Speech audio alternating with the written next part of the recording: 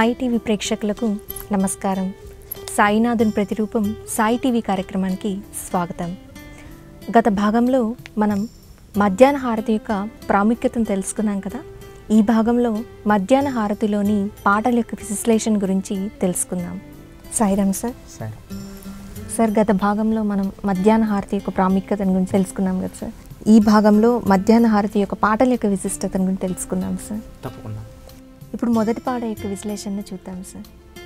గేవుని పంచారతి కరు బాబాంచి ఆరతి కరు సాయించి ఆరతి కరు బాబాంచి ఆరతి ఉఠా ఉఠా హో బాంధవ ఓ వాళు హార మాధవ సాయి రామాధవ ఓ వాళు హార మాధవ కరుణ్య స్థిరమాన పాహు గంభీర హే ధ్యాన సాయి చే హే ధ్యాన పాహు గంభీర హే ధ్యాన కృష్ణనాద దత్త సాయి జడో చిత్త తుజే పాయి చిత్త బాబా సాయి జడో చిత్త తుజే పాయి.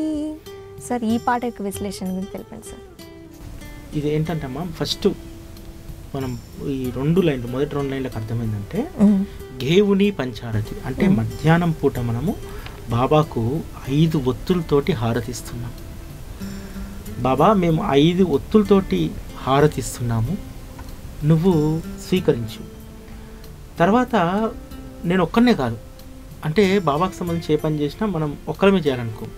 తర్వాత ఉన్నటువంటి దాంట్లో ఉఠా ఉఠో బాంధవ అన్నారు, అంటే బంధువులారా అందరూ తరలిరండి, మన సాయి మాధవుడికి హారతి చేసుకుందాం.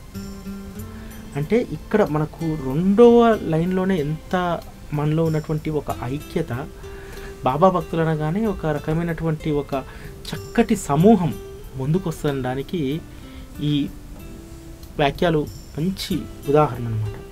అంతేకాకుండా సరే 5 ఒత్తులతోటి హారతిస్తున్నాము, అక్కడ ఉన్నటువంటి సాయి బంధువులందరినీ రమ్మన్నాం. తర్వాత ఏమడుగుతున్నామంటే బాబాను, స్థిరమైనటువంటి మనస్సు, అచంచలమైన భక్తితో నిన్ను కొలిచేటువంటి భాగ్యాన్ని ఇమ్మంటున్నాం. ఎందుకంటే మనందరం హారతిపోతాం, పోయి అక్కడ మనం ఫిజికల్గా మనం ఉంటాం, కానీ మన మనసులు ఎక్కడికెక్కడికో పోతుంటాయి. అంతేకాకుండా చంచలమైనటువంటి ఆలోచనలు మనల్ని అక్కడి నుంచి ఆలోచనలు పక్కకు తప్పిస్తుంటాయి. కాబట్టి ఈ రెండింటిని తప్పించు, నీ పూజ నేను చేస్తున్నాను అంటే ఈ రెండింటిని తప్పించే బాధ్యత కూడా, బరువు కూడా, భారం కూడా ఆయన పైన వేసేస్తున్నాను. కాబట్టి ఇక నేను చేయబోయేటువంటి మధ్యాహ్న హారతి నేను స్థిరమైనటువంటి మనసుతోటి, అచంచలమైనటువంటి భక్తితోటి నీకు నేను చేయాలి, అవకాశాన్ని కూడా నువ్వే ఇవ్వాలి బాబా అని చెప్పి ఇక్కడ అడుగుతున్నాను. అంతేకాకుండా నువ్వు మాకు శ్రీకృష్ణ స్వరూపము, దత్తాత్రేయుడు 2, కృష్ణనాద దత్తా సాయి. ఎంత చక్కగా ఉంటుందంటే ఆ పదము. కృష్ణుడు నువ్వే, దత్తుడు నువ్వే మాకు. కాబట్టి మా చపల చిత్తాలను పోగొట్టి అంటే ఒకసారి చపల చిత్తాలు పోయిన తర్వాత మనకి ఏంటంటే ఎల్లప్పుడూ నీపైన నా దృష్టి ఉంటుంది. కాబట్టి అవి నాకు దూరం చేస్తే ఎల్లప్పుడూ నీపైనే దృష్టి ఉండేటువంటి అదృష్టము, ఆ భాగ్యము నాకు కలుగుతుంది అని చెప్పి దీని యొక్క అర్థం. ఎందుకంటే ఫస్ట్ మనము ఏదైనా సరే బాబాకు సంబంధించి కార్యక్రమం కావచ్చు, ఏదైనా చక్కటి కార్యక్రమం మనం ముందు చేయాలంటే మనకు ఆ చేసేటువంటి పని పైన ఒక స్థిరత్వం ఉండాలి, అచంచలమైనటువంటి శ్రద్ధ ఉండాలి. ఆ 2 ఇవ్వమని చెప్పి ఫస్ట్ మనం మధ్యాహ్న హారతిలో మనం ప్రార్థిస్తాం బాబాను. అదేవిధంగా ఈ పాట కూడా బాబాను మనం ప్రార్థిస్తున్నాం. ఎందుకంటే మధ్యాహ్న హారతి నేను చేయబోయేది చాలా పవిత్రమైనటువంటి కార్యం. ఎప్పుడూ నీ నామస్మరణతోటి ఆ హారతి కొనసాగుతూ ఉంటుంది. ఎందుకంటే అట్లా కొనసాగుతున్నటువంటి హారతిని మనం ఎంత శ్రద్ధతో చేస్తే అంత బాబా మన దగ్గర అవుతాడు. అందుకని మధ్యాహ్న హారతి చాలా ఇంపార్టెన్స్ అన్నమాట. బాబాకు ఉన్నటువంటి 4 హారతుల్లో బాబా శరీరంతో ఉన్నప్పుడు ఎక్కువ చేసినటువంటి హారతి సంధ్యాహారతి తర్వాత కాలంలో మొదలైంది. ఆ సంధ్యాహారతి కూడా ఏంటంటే గురుస్థాన్లో కానీ సాటేవాడలో కానీ ఇచ్చేవాళ్ళు. కేవలం ఒక ఈ మధ్యాహ్న హారతి మాత్రం బాబా ప్రసన్న వదనంతో కూర్చొని ఉన్నప్పుడు ద్వారకామాయిలు వచ్చేవారు. కాబట్టి చాలా పవర్ఫుల్ అన్నమాట. ఇది చాలా ఎంత ఎనర్జీ ఇస్తుంది అంటే ఈ హారతి మనకు చాలా మంచి ఎనర్జీ ఇస్తుంది. చాలా చక్కగా చెప్పారు సార్, చాలా చక్కగా చెప్పారు సార్. ఇప్పుడు రెండో పాటకి వెళ్ళే ముందు సార్, ఆరతి సాయిబాబా అనేది ఒక వేదంలాగా ఉంటుంది సార్, ఒక వేద ఘోషలాగా వినిపిస్తూ ఉంటుంది. అవును, మనం ఎక్కువగా ఒక మధ్యాహ్నం హారతి కాదు ఇది. మధ్యాహ్నం హారతిలోనే కాకుండా మనం ఎక్కువసార్లు ఏదైనా మంచి కార్యం బాబాకు సంబంధించి భజన కానీ లేకపోతే ఇంకోటి కానీ బాబాకు మనము లఘు హారతి ఇస్తాం. లఘు హారతిలో మనం ఎక్కువగా అంటే షిరిడీలో మనకి ఇప్పుడు పల్లకి గురువారం పోతుంది కదా, చావిడిలో కానీ లేకపోతే మంచి కార్యక్రమాలు ఏదైనా చక్కటి కార్యక్రమం ప్రారంభించే ముందు బాబాకు సంబంధించి ఫస్ట్ హారతి సాయిబాబాతో స్టార్ట్ చేస్తాం. హారతి సాయిబాబా తర్వాత షిరిడి మాజీ పండరిపురతోటి ఆ లఘు హారతి. బాబా ఒక మధ్యాహ్నం హారతి కాదు ఇది, లఘు హారతిలో ప్రతిసారి మనం ఇది వాడుకుంటాం. కొన్ని కోట్ల మంది మనము ఈ హారతి సాయిబాబా అనే పాటను మనం లెక్కలేని సార్లు వాడుకుంటూ ఉంటాం.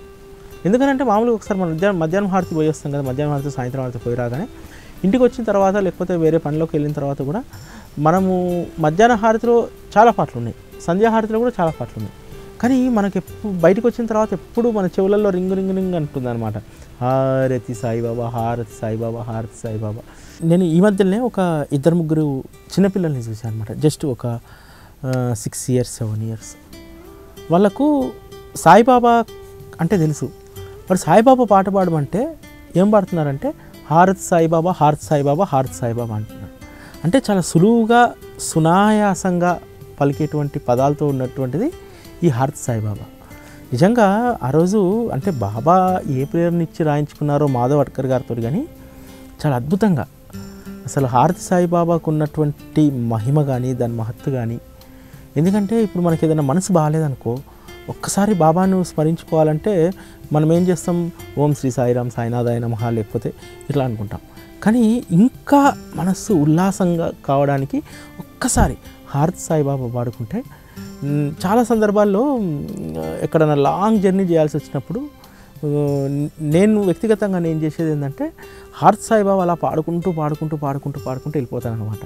అదొక ఏంటంటే ఇంకా మనం ఏ పని కోసం అయితే పోతున్నామో ఆ పని మీద ఒక కాన్సన్ట్రేషన్ పెరుగుతుంది ఫస్ట్.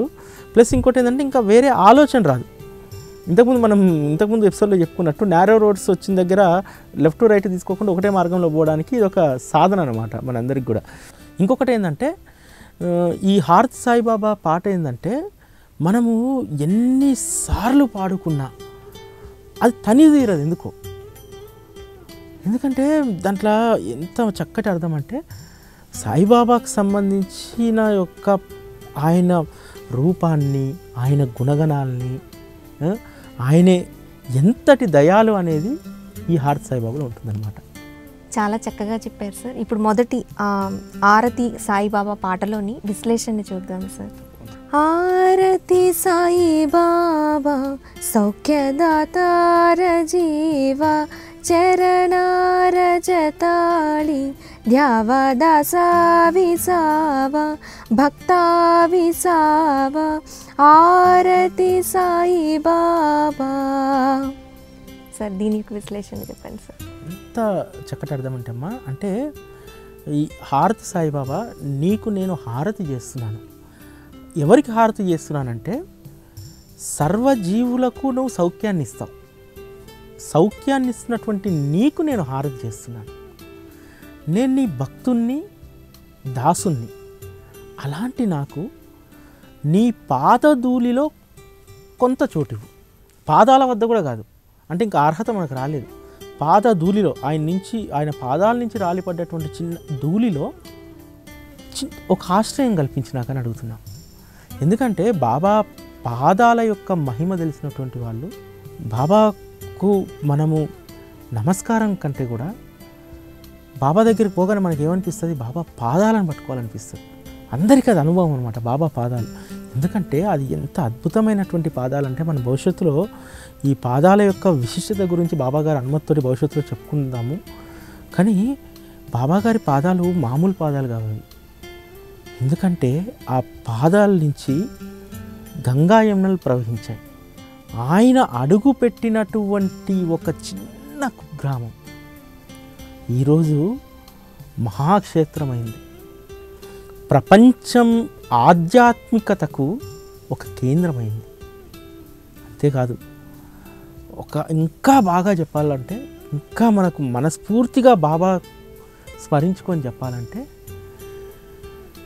అసలు ఎలాంటి ప్రచారం, ఎలాంటి ఆర్భాటాలు ఏదీ లేకుండా, కనీసము షిరిడి పక్క గ్రామంలో కూడా ఎక్కడా కూడా షిరిడీలో సాయి భగవానుడు ఉన్నాడు, మీరు ఆయన్ని దర్శించుకోండి అన్నటువంటి సైన్ బోర్డులు ఎక్కడా కనిపించవు, ఎక్కడ ప్రచారాలు కనిపించవు. ఎక్కడి నుంచి షిరిడి నుంచి రథాలు బయలుదేరి భక్తులందరూ మీరు షిరిడీకి రమ్మని చెప్పి ఎవ్వరూ ఎప్పుడూ అడగలేదు. కేవలం ఆయన పాద స్పర్శ చేత పునీతమైనటువంటి నేలకు మనం పరుగులు పెడుతున్నాం. కాబట్టి అటువంటి పాదంతో తడిచినటువంటి ఆ ధూళిలో, ఆ పాదాన్ని తాకినటువంటి ధూళిలో నాకు కొంత స్థానాన్ని ఇయ్యి అని అడుగుతున్నాం. అంటే ఇది ఇంకా చెప్పుకుంటూ పోతే ఎంత అద్భుతంగా ఉంటుందంటే అంత అద్భుతంగా ఉంటుంది. అసలు బాబాగారి పాదాలను ఆ రోజుల్లో స్పృశించినటువంటి వాళ్ళు ఎంత అదృష్టవంతులంటే, నిజంగా అదృష్టం ఈరోజు మనకు లేదు. కానీ మనం ఒక్కసారి మనస్ఫూర్తిగా బాబా పాదాల వద్ద తలబెడితే, మనం పరిపూర్ణంగా విశ్వసిస్తే బాబాను, ఖచ్చితంగా ఆ బాబా పాదాలు పట్టుకుంటే ఆ పాదాలు మనకు మెత్తగా తగులుతాయి. ఇప్పటికీ ఆ అనుభవం మనకు రావాలి. బాబా చెప్తారు, నాకు నా విగ్రహానికి నా ఫోటోకు ఏమాత్రం తేడా లేదని చెప్పి. అక్కడ ఉన్నటువంటిది బాబా విగ్రహం కాదు, బాబా శరీరంతో అక్కడ కూర్చొని ఉన్నాడు. ఆ కూర్చున్నటువంటి ఆ మూర్తి యొక్క పాదాలను నేను తాకుతున్నాను అని చెప్పి మనస్ఫూర్తిగా కళ్ళు మూసుకొని బాబా ఉన్నటువంటి విశ్వాసంతో ఆ పాదాలను నొత్తండి, మీకు ఆ స్పర్శ ఖచ్చితంగా తగులుతుంది. అది ఆ అనుభవం, అది అనుభవిస్తేనే తెలుస్తుంది, మనం మామూలుగా మాట్లాడుకుంటే కాదు, అది అందరూ అనుభవించాలి బాబా కృప వల్ల. చాలా చక్కగా చెప్పారు సార్. ఇప్పుడు నెక్స్ట్ చరణం యొక్క విశ్లేషణ చూద్దాం సార్.